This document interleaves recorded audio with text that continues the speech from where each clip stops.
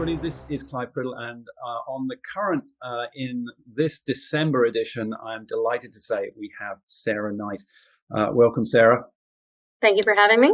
Now, for the few people on Earth who don't know who you are, of course, the author of The Life-Giving Magic of Not Giving a Fuck and various sequels, including Fuck No and Calm the Fuck Down. We're very happy that you said fuck yes to us. Thank you. Because I know that one of the messages of your books is how to use your time well. So very appreciative on behalf of the current. You also have a book, an ebook, out strategically for the holidays. Tell us why you felt the holidays were deserving of some special attention.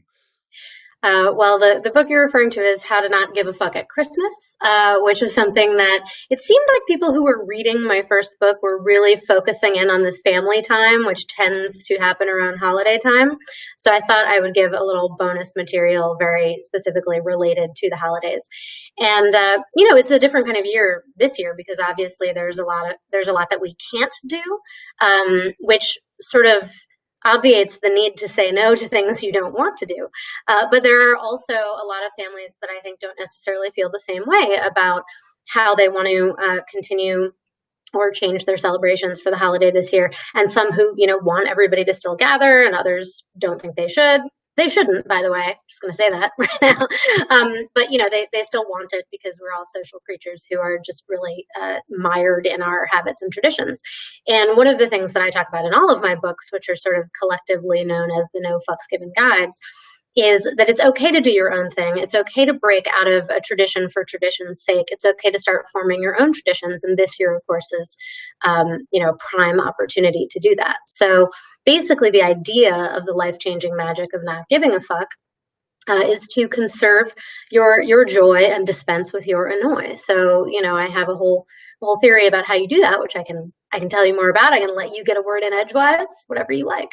Well, I definitely don't want to move off the holidays too quickly here because you're right. This year's a year unlike any other. And so one way or another, we're probably forced to consider what we want to do for the holidays. And because many of us are not going to be able to do it. But I bought a couple of props for this interview. I felt I had to. So I have a sort of thematic hat, which I'm now going to put on. So this is a fairly horrible hat. It's definitely made of horrible material. It has this dangly thing which inevitably drops in front of my nose, and there's nothing really redeeming about this experience. If I wear it for long enough, my head hot. But yet, despite the fact that I should not give a fuck about this hat, it even advertises a soccer team that I do not like, I have a certain kind of affection for it. And I feel that, the holidays is when I can by forcing myself to put the hat on, I can, touch a part of my life, or in this case, my son's life, that for the rest of the year, I'm very happy not to give a fuck about. So maybe we shouldn't sort of cast out the whole Christmas in a Grinch style thing too quickly.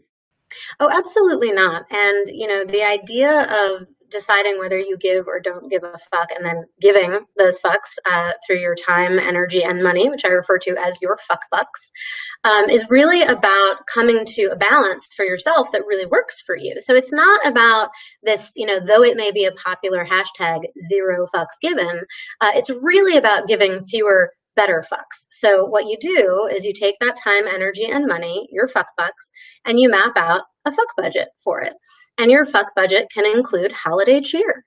Your fuck budget can include the good feeling that it gives you to put on that hat and, remember the fond times when your son was small and that soccer team was any good, or football team, or whatever you call it. I'm not much of a It's a team. How much of a footy fan. Yeah. But, so the idea is to constantly be rejiggering your fuck budget so that you're getting the most for your output. And that output, again, is time, energy, and money. So, around the holidays, you might want to put a little bit more energy into decorating your house. You're not going to I'm not going to maintain a decorated house all year round. That's far too much effort. But for the 3 weeks leading up to the holidays, where it might make myself, well, not my husband because he's Jewish and really doesn't like it when we decorate the house, but he recognizes that it makes me feel nostalgic and festive to have some of the trappings of the holidays from my childhood in a cold, wintry climate in Maine, in New England. And now we live in the tropics where we don't really get that same kind of nostalgic hit because it's a very different kind of situation down here. So the idea of buying a little tabletop tree and stringing some colored lights up for a couple weeks, he's willing to deduct that from his fuck budget, from the time and energy he spends running around town to find this stuff and to hook it up. And then and obviously there's a little bit of money there too. But what it does is it brings me more joy than it annoys him. And that's the calculation. So you're making that for yourself. You're making it for your family. You're making it for, all of your loved ones, for your employees, your employers.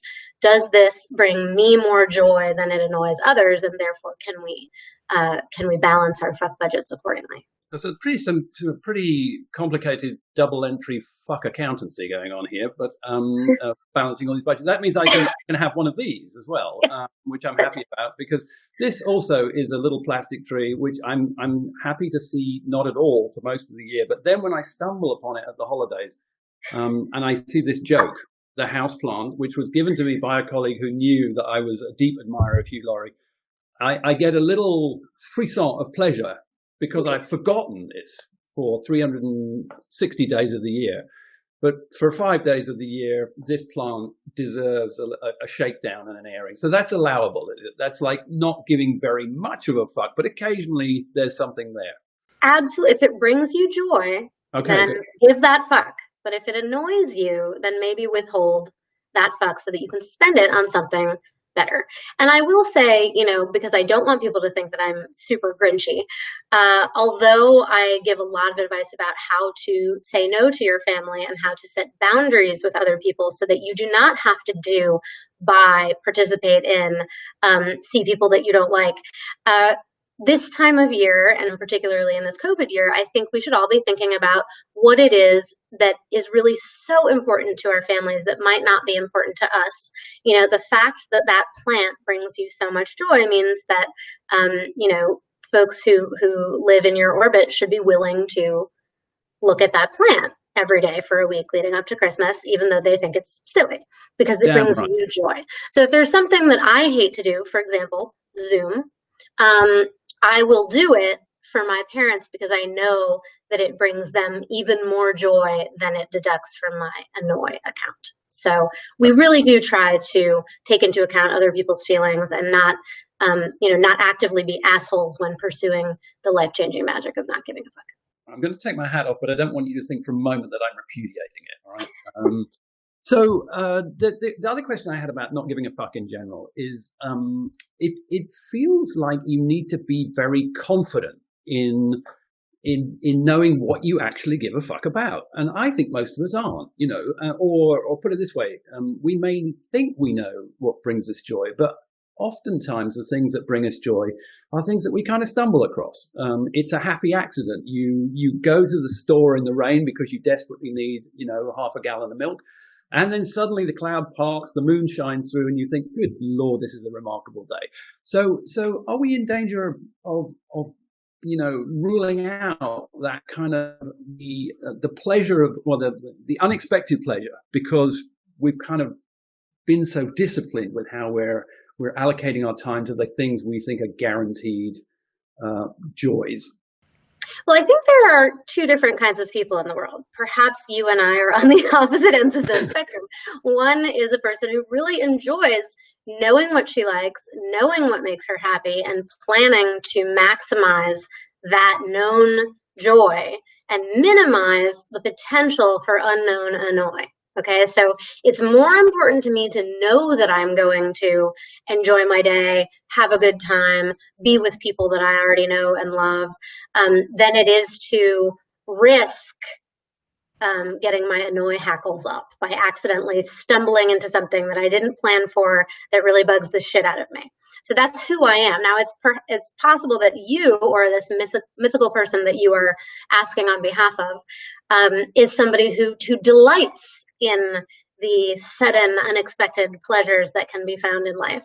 I would argue that right now, not too much unexpected pleasure to be found when you have to strap on your mask and your, and your goggles and your gloves and your antibacterial hand wash just to leave your house. It's not for me. Like, I'm not really interested in running out to the store for a half a gallon of milk. I'm being pretty regimented about what I'm doing.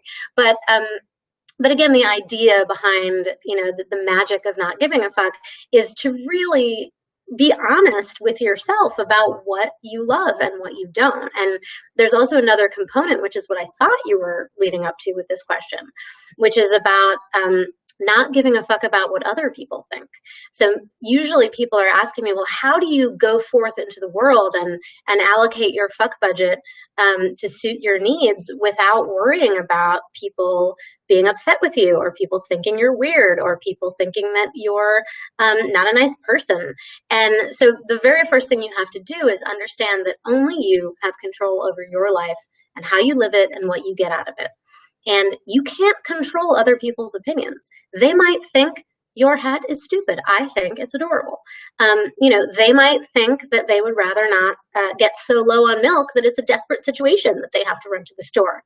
Pay attention to your milk levels, But you are the kind of person who's just willing to my husband is like this. He's like, okay, well, maybe not in pandemic times, but generally speaking, he's always willing to run a sudden errand. He loves to go out there and maybe run into somebody in town and go have an unexpected, drink or something. But again, I'm a planner. So the idea is that you have to really focus on yourself, what you love, what makes you happy, what doesn't make you happy. And then you spend your fuck budget in a way that is honest and polite. I call this the not sorry method, because if you are honest and polite with the people to whom you're conveying your decision about fucks given and fucks withheld, then you've done nothing wrong. You're not a bad person. You have nothing to feel guilty about. You don't have to apologize. You're not sorry. And it's very important to know that there is a sliding scale of honest and polite. If, for example, you've been invited to a holiday party, perhaps even a virtual one, and you don't want to go because you really hate the significant other of the person who's hosting the party and you just don't want to have to talk to them for 2 hours, don't say that fully honestly, because that in itself is not polite. You can say, I'm not available, and that is honest. You do not wish to make yourself available for this party, but you are not being so honest as to be rude to the person who invited you. So again, sliding scale. Be honest with yourself about what you want, convey it, in a kind way so that you're not an asshole to the people around you. And that is the magic of not giving a fuck. I do love the fact that your books are constantly advising us to be polite, even though they're peppered with expletives. It's one of the nice discontinuities. I want to ask you about gender, because, and I'm taking my cue from you here, because you did momentarily just put your husband and me on the same side of the fuckbird there.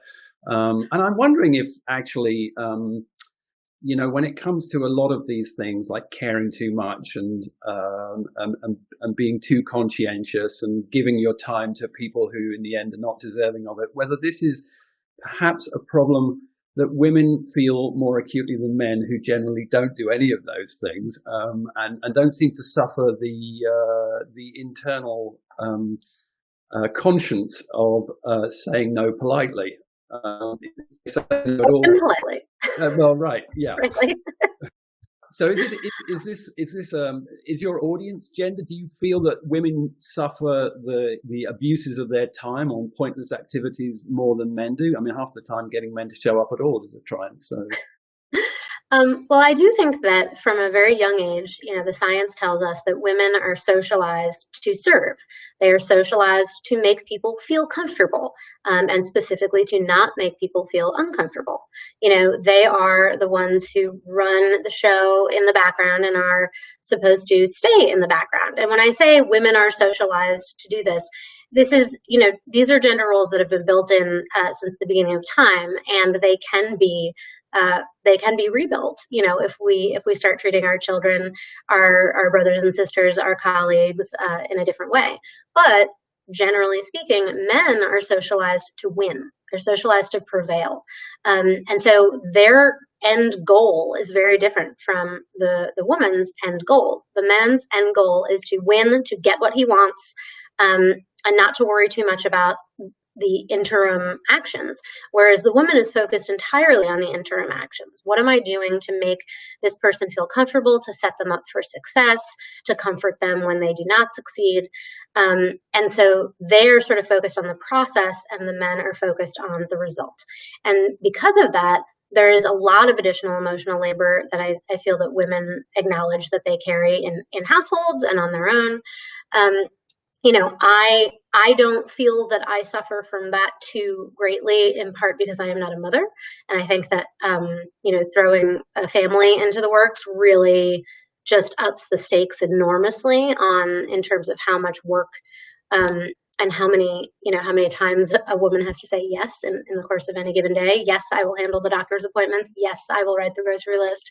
Yes, I will pick so-and-so up from ballet practice. Yes, I will have dinner on the table when you get home, regardless of whether they are also, busy individual people with their own careers and their own things to do. So I do think the short answer is yes, I think it's harder for women. And I think that's because this is how girls and boys have been socialized forever and a day. So the more we can all do to unpack that socialization process, starting with the children we know, the better I think it's going to be for everybody going forward. Right. Yeah, I totally agree. I was wondering when the not giving a fuck revelation came to you. And here I speak as somebody who's also spent a long time in book publishing. I'm wondering if it was corporate publishing that was to blame here, or whether it had its roots in your childhood or your upbringing or your schooling. When was got it in one, Clive? No, that's not particularly fair. I should say, for people who don't know, I was an editor in New York City for 15 years, up until 2015, when I left that career behind. I intended to go freelance also as an editor, and then I had the idea for the life-changing magic of not giving a fuck. And now, 5 years, 5 books, 3 journals, a page-a-day calendar, and an upcoming podcast, here we are. I also left Brooklyn and moved to the Dominican Republic. So it was a bunch of big life changes all at once, but they were mostly motivated by my professional life. I was very good at my job. I was having a lot of success. I'm good at the politics and the glad handing and the meetings and the office diplomacy, but I hate it. I hate all of it. And it was growing just in increasingly burdensome to me to basically have to show up at an office for 8 to 10 hours a day and put on this act of being a person who, just loved to have another meeting. And I'm not saying that that's unusual. I think probably a lot of people are like me, and they don't love that process necessarily, but the joy they get from being part of the team, from showing up in a corporate environment and being kind of swanky and doing all that stuff outweighs the annoy. And for me, after 15 years, the annoy had overtaken. And I loved collaborating with writers. I loved the job itself of editing. And I quite liked the people that I worked with, but I didn't like having to be, you can't just drop a bunch of F-bombs in a meeting. You can't just get up and leave and decide that you're done with it and you don't care what people think when you're in that kind of professional environment. So rather than become a bad employee or a rude coworker, and rather than compromise my integrity as a professional, I decided I needed to change professional gears because it just wasn't going to do. And I will also say that, this all culminated in massive, massive panic attacks, anxiety and depression, which was something I had not experienced up until that point in my life. So I was really being pushed over the cliff in more ways than one when I had this revelation that I could just stop. I could just make a change. And, some people think that's a little bit facile, like, oh, you just quit your job, like that would be really hard. And what, did you have all this money and you could just leave? No, I spent a year planning for it. I moved a little bit of money every day from my checking account to my savings account. And I do recognize that I'm privileged to have a checking and a savings account. I know that not everybody can do it exactly the way I did, but it was 365 days of financial planning and emotional and psychological planning before I walked into my boss's office and gave notice and had my freelance website ready to go, that day, and had jobs set up because I'd been working on it, simultaneously. So it was a revelation that it was okay to turn my back on a 15-year career, but it was also a lot of hard work, emotionally, psychologically, and financially to prepare for that. And I've never looked back, honestly. You're not going to find me in a boardroom again. So, tell us what's down the road in the not giving a fuck chronicles. Do you feel this is a mine that you can go back to again and again, or have you got a next phase planned down the road? Can you share a little with us? Sure. Well, this year was going to be my next phase. I had grand plans of not having a hard deadline in 2020. I've been writing a book a year for the last 5 years, and this year I was going to be doing speaking engagements, which I've been saying no to for years because it's annoying to travel from the DR, and I don't like to be cold, and I don't have the appropriate, clothing to back up and go over the country. So I really thought that this year I was going to say yes to a lot more of those and kind of spread the no fucks given, way of life to people who haven't necessarily read the books. That did not work out. So instead, I'm working on a different book. It's a collection of personal essays called I Knew This Was a Bad Idea. And next year, I'm launching a No Fucks Given podcast. So I'm kind of going into two different tributaries. The podcast is going to launch on January 26th. So I've been really working really hard on that for the last few months. And then I'll be writing a book that is not in the No Fucks Given universe, so I can kind of use different parts of my brain and not get overloaded on my own bullshit too much. and then we'll see after that. You can always go to nofucksgivenguides.com. It's plural, nofucksgivenguides.com, and that has the entire Sarah Knight No Fucks Given universe. The podcast announcement will be going out later this year. You can sign up for my newsletter and get all of that. It's all on the site. It's all very self-explanatory. You can find all the books. You can find all the journals. You can find all the quizzes. You can find all the flowcharts. Well, that's awesome. Well, look, that sounds like it's going to set us up for new year, new joys, fewer noise, and a whole new version of you and your writing, which will be wonderful. So I really want to thank you for joining us and doing the Hated video call, and for bringing your extraordinary combination of Marie Kondo and John Belushi to our screens. It's been a pleasure. Thank you for joining The Current. Thank you also for getting us through this strangest of all holiday periods. Many salams, Sarah Knight.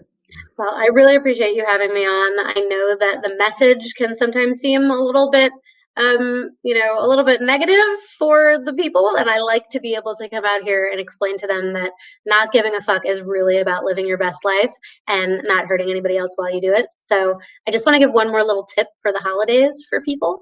One thing that I am really big on is self-rewards and self-gifting. So if I know that I am going to feel like, that I'm obligated emotionally, that I'm willing to fulfill an obligation to someone that I don't really want to be doing, but it's important to them, I will set myself up for a little reward. So, for example, if you are traveling to visit your family and you want to upgrade yourself to first class on the way back, go you. If your parents are asking, what you want for the holidays, you could ask for a gift card for a massage because you're going to need it.